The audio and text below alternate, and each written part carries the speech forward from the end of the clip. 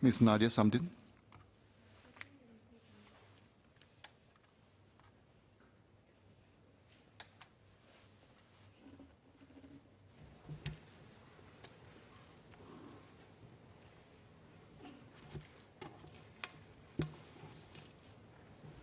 The formation of the Singapore Food Agency, SFA, in April 2019 has brought together all food-related functions under a single agency to enhance regulatory oversight of the entire food supply chain.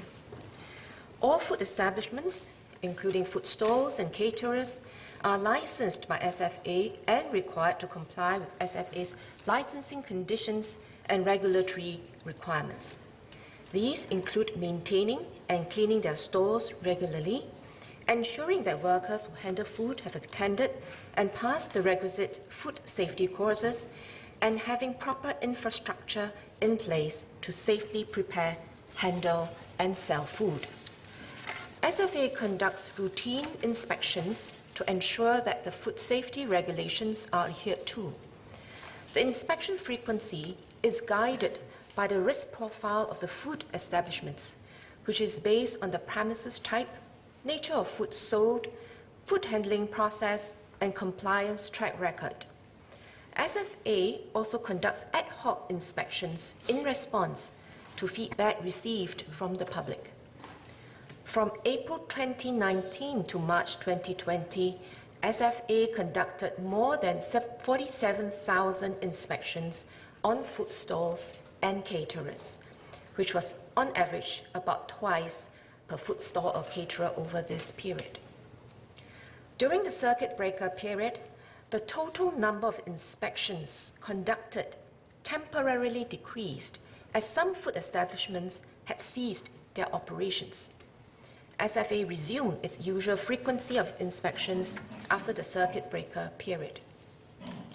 In February, when we started detecting COVID-19 cases in Singapore, my ministry launched the SG Clean campaign to rally all Singaporeans to keep Singapore clean. As part of the campaign, we introduced sanitation and hygiene checklists for food establishments, which highlighted key practices to safeguard food safety and reduce contamination risks. SFA and NEA also issued joint advisories and stepped up engagement efforts with food establishments on the importance of ramping up cleaning efforts to safeguard public health. Such engagement efforts and food safety checks continued during the circuit breaker period, when critical food services were allowed to remain open for takeaway and delivery services to ensure food safety for consumers. SFA also ensures that food establishments that have breached any of the licensing conditions are aware of the ratifications needed to comply with them. SFA will inform licensees of the necessary corrective actions whenever a food safety lapse is detected during an inspection.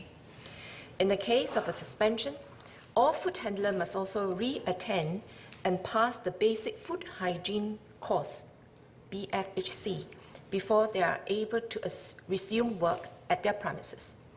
The BFHC equips food handlers with relevant food safety and hygiene knowledge, including proper food handling and good personal hygiene practices.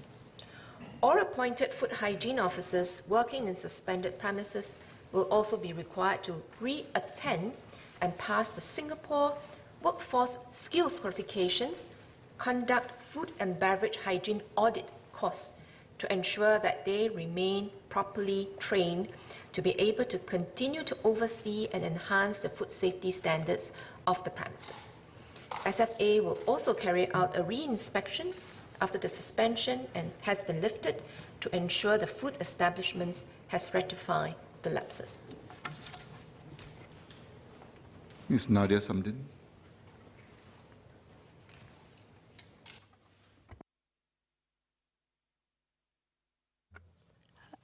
Thank you, Speaker, and I thank the Minister for her response. Now, since circuit breaker, we have seen an increase in the use of food delivery services. I have two SQs.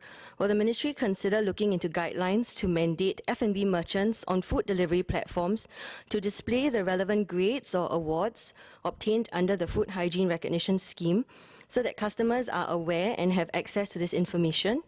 And secondly, whether food delivery riders are regulated or fall under the FHRS, and if so, how? Thank you very much.